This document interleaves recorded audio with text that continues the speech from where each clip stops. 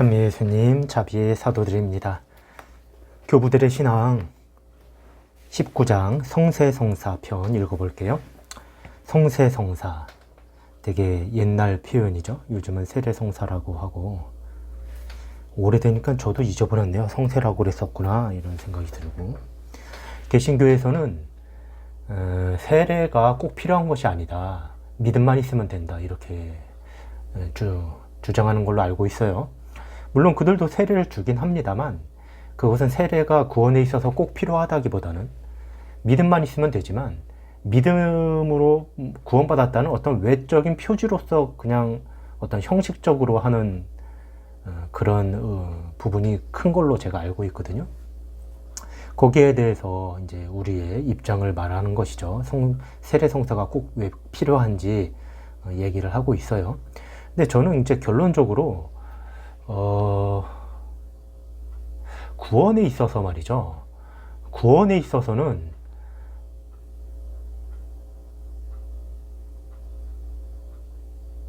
세례가 꼭 필요하냐? 이게 이제 다른 부분인데요. 구원에 있어서는 예를 들면 외부에 있는 세례를 받지 않고 신앙을 갖지 않는 사람도 구원받을 수 있잖아요. 그죠? 양심에 의해서 하나님의 뜻에 따라 살면 구원받는다고 우리가 알고 있어요. 그리고 그래야 마땅한 것이죠, 사실. 그런 의미에서 개신교 신자들이 하나님을 믿고 양심에 따라 살았으면 구원받을 수 있는 것이죠. 근데 저희가 이제 세례를 강조하는 이유는 성경과 예수님께서 강조하신 부분이 있고, 그러면 세례는 무슨 의미가 있느냐? 우리가 세례를 받음으로써 죄와 벌에 대해서 한 번에 걸쳐서 용서를 받고 어떤 더 큰 은총을 받는 것이죠. 그리고 하느님과 밀접한 친교를 나눌 수 있는 근간이 되는 것입니다. 어떤 혼인잔치에 들어가는 예복을 입은 것과 같은 것이죠. 그래서 그런 의미에서 필요한 것이다. 즉 하늘나라에 들어가기 위해서 관문이 되는 것이다. 이렇게 알고 있으면 될 것 같아요. 제 주장이 모르겠어요. 틀렸을 수도 있겠지만 아마 맞을 겁니다. 왜냐하면 자기의 탓 아닌 상태에서 세례를 받지도 않고 신앙을 믿지도 않고 예수 그리스도를 아예 믿지 않은 사람들도 구원받을 수 있거든요. 예를 들어서 이슬람 사람들, 태어나서 예수님의 이름을 한 번도 접할 기회도 없고 그런 사람들이 지옥 간다고 볼 수는 없는 것이죠. 그런 사람들도 하느님 아버지께서 다 우리와 똑같이 사랑하시고 구원의 의지가 있으신데, 그 사람이 그 마음 안에서 말씀하시는, 영혼 안에서 말씀하시는 하느님의 음성을 영혼으로 감지하고 하느님의 뜻에 따라 살려고 노력했으면 하느님의 자비에 의해서 구원받을 수 있다고 우리는 보는 것입니다. 그렇게 따진다면 그런 모든 것들은 그럼 뭐냐? 세례를 받아야만 된다면서 그런 것들은 아마 저희 생각에 화세? 어떤 열망의 세례쯤 어딘가에 놔도 되지 않을까 해요. 왜냐하면 우리가 말하는 세례는 수세, 즉 물로 씻는 세례를 말하는 것이거든요. 근데 세례가 세 종류가 있다고 가르치죠. 화세, 혈세가 있습니다. 혈세는 피로써 증거하는 것이죠.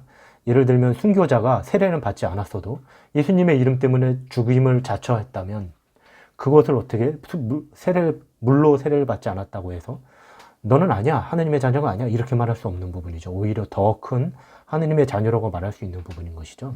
이미 행동으로 또 목숨으로 증거를 했으니까요. 그 다음에 어떤 사람이 세례를 받으려고 그런 열망 속에 교리를 받다가 교통사고나 암이나 불의의 사고로 죽었단 말이죠. 그러면 그 사람은 세례를 받지 못했으니까 아니냐? 그렇지 않다는 거죠. 그 열망으로 이미 세례받은 지위에 올라갈 수 있다, 이렇게 보는 것입니다.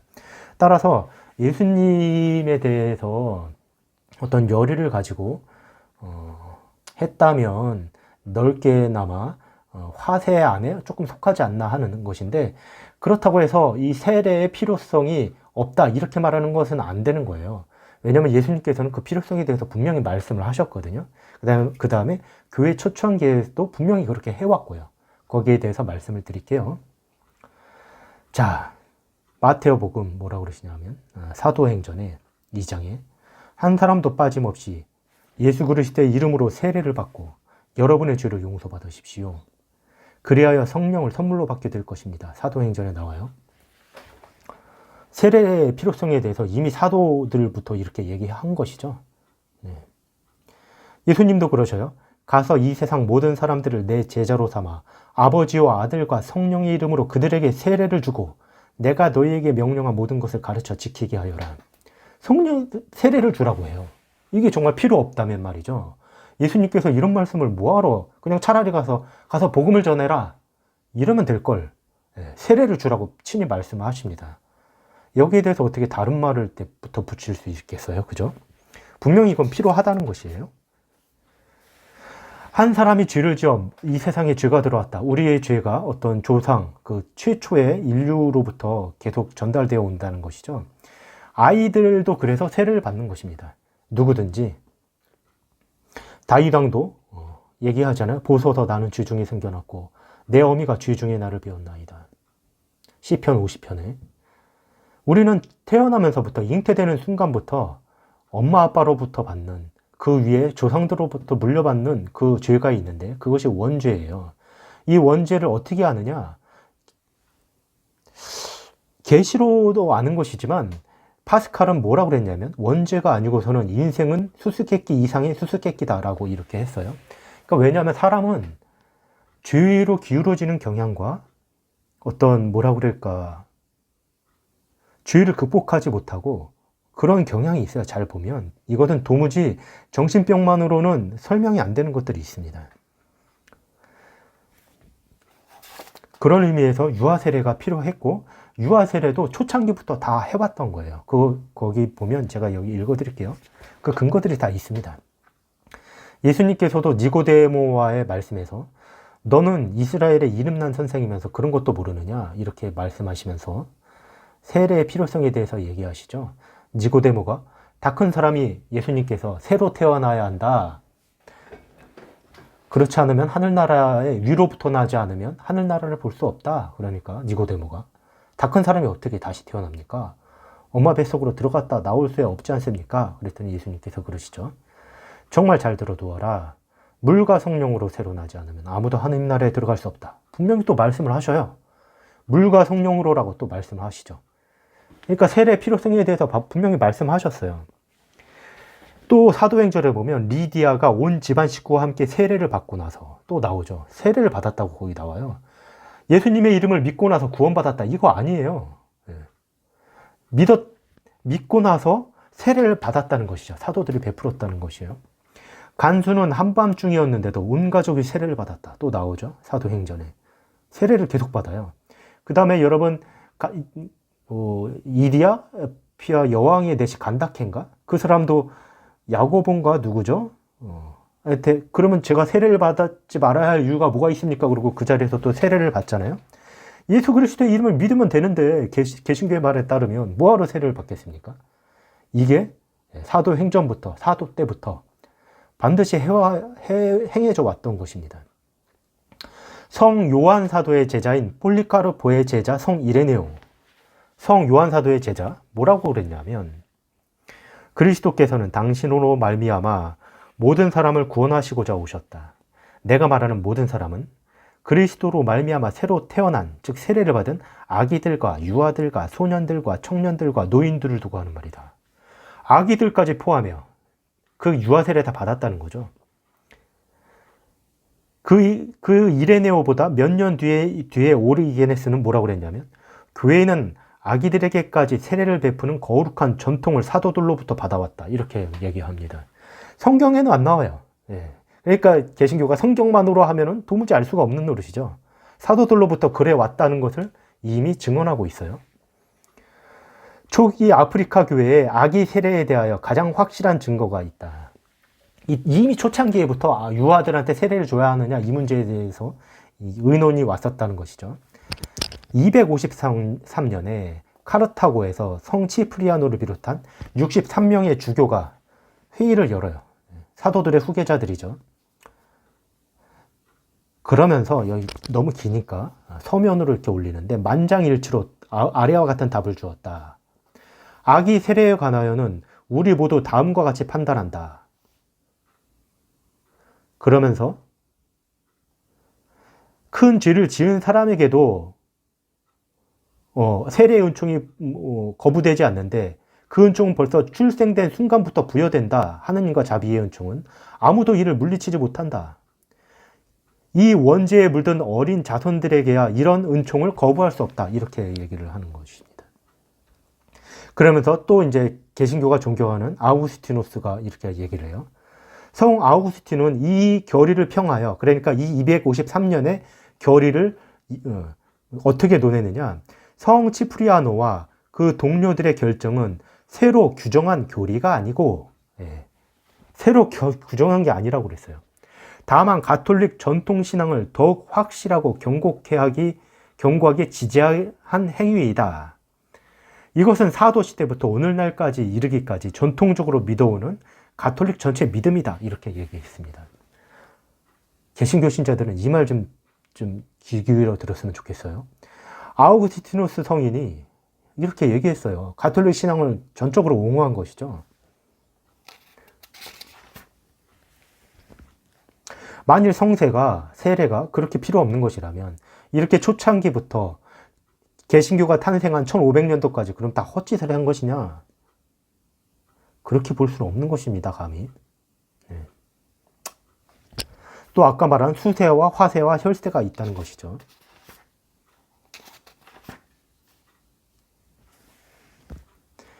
또 사도행전의 2장에 유다인이 베드로에게 자기들의 구원을 위하여는 어찌하여야 옳은지 물었을 때 베드로가 뭐라고 그러냐면 회개하시오.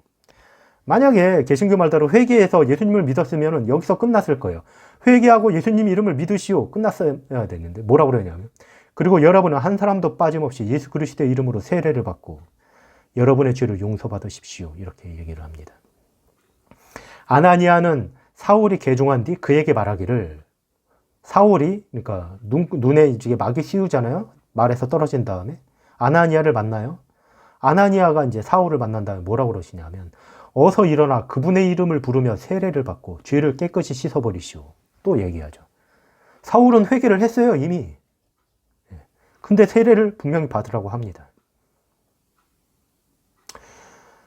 갈라디아서에 보면 여러분은 모두 믿음으로 예수 그리스도와 함께 삶으로써 하느님의 자녀가 되었습니다. 믿음으로 하느님의 자녀가 됐어요. 근데 세례를 받아서 그리스도 안으로 들어간 여러분은 모두 그리스도를 옷 입듯이 입었습니다. 이렇게 얘기합니다. 그러므로 세례는 그리스도 안으로 들어가는 또는 그리스도와 함께 사는 어떤 하나의 관문이 되는 것입니다.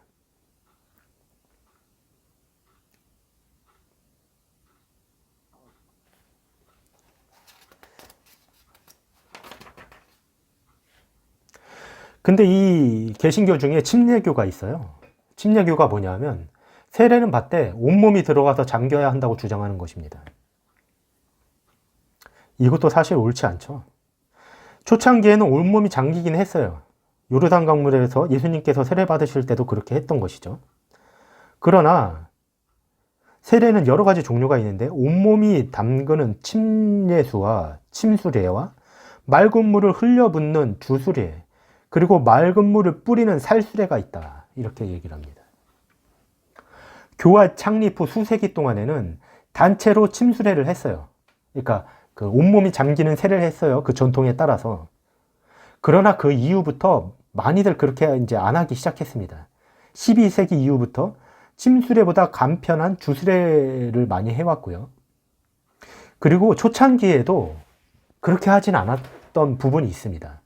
보실래요? 성 베드로가 예루살렘인가 거기서 이제 설교를 했을 때 첫 번째 설교를 했을 때 성경에 뭐라고 표현됐냐면 최초의 설교를 하던 날 3,000명에게 세례를 베풀었다고 그랬습니다. 3,000명에게 주요 교리를 말한 다음에 하루 동안에 침수례를 거기서 어디서 했다는 겁니까? 침수례가 아닌 것이죠, 여기서는. 반드시 주수례나 살수례로 받았을 것입니다. 여기서는. 어쩔 수 없이. 다 담글 수가 없어요. 여기에 보면 뭐라고 나오냐면 베드로 사도의 수세에 관해서 로빈스는 말하기를 예루살렘 근처에는 백보가량 흐르다가 땅속으로 들어가는 실로암, 그러니까 실로암 샘물 있죠. 그 외에 다른 냇물은 없다. 그거밖에 없다는 거예요. 시민들이 사용하는 그 물은 우물물 뿐이다. 3,000명에게 침수 세례를 줄 만한 물을 기록할 수는 없다. 이렇게 얘기했습니다. 그 당시 베드로는 침수를 한 게 아니에요. 어떤 다른 세례를 한 것이죠. 살수레나 주수레로 한 것이죠. 물을 담아다가 어떤 그릇 같은 데다 뿌렸다든지 찍었을 거예요. 그리고 여러분, 물에 무슨 특별한 굉장한 능력이 있어서 온몸을 담궈야 하는 것은 아닙니다. 그리고 내 몸에 무슨 때를 벗기듯이 그래야 되는 것이 아니기 때문에 물이라는 진료를 가지고 이용을 할 뿐인 것이죠. 또 초대 교회사를 뒤져보면 뭐라고 나오냐면 병자에게 임종할 때 세례를 베풀고 병자할 때 세례를 베풀 때 침수를 어떻게 해요? 아파 죽겠는데 일어나지도 못하는데 죄수가 감방에서 침수를 어떻게 하겠습니까? 선원이 배 위에서 어떻게 침수를 해요? 바다밖에 없는데. 그런 예가 많다는 것이죠. 그냥 세례로 이미 초창기에 정말 침수만 맞다면 말이죠. 무수한 환자들과 허약한 자들, 죄수와 항해한 자들과 한겨울에 어떻게 세례를 받아 한 그릇 그 펄펄 끓는 물을 목욕탕에 다 해야 되는데 얼음물에 들어가야 돼요. 그럼 한겨울에는 날씨가 험악한 날에 폭풍우가 치는 날에 이런 날에 정말 어려운 것이죠. 그러니까 초창기에는 하긴 했어요. 침수를. 그리고 세례대가 크긴 했습니다. 목욕탕처럼. 근데 그런 것이 여러 가지 이제 불편함이 있고 그 침수가 세례의 의미를 살려주긴 하지만 예를 들면 여자 같은 경우에 지금도 무슨 성희롱이나 그런 게 있다고 하지만 예를 들면 갔다 오면 몸에 다 달라붙고 더구나 옛날에는 세례를 받을 때 하얀 옷을 입었단 말이에요. 세례 깨끗해진다는 표징으로. 지금도 하얀 옷 주잖아요. 원래 옛날에 하얀 옷을 입었어요. 당신은 새롭게 태어났다는 의미로. 그러면 이미 여자의 몸매가 다 드러나는데 그것 때문에 남자인 신부가 그거 줘야 되는데 어려움이 있었다는 거예요. 그래서 초창기에는 여자 부제가 있었던 걸로 알아요.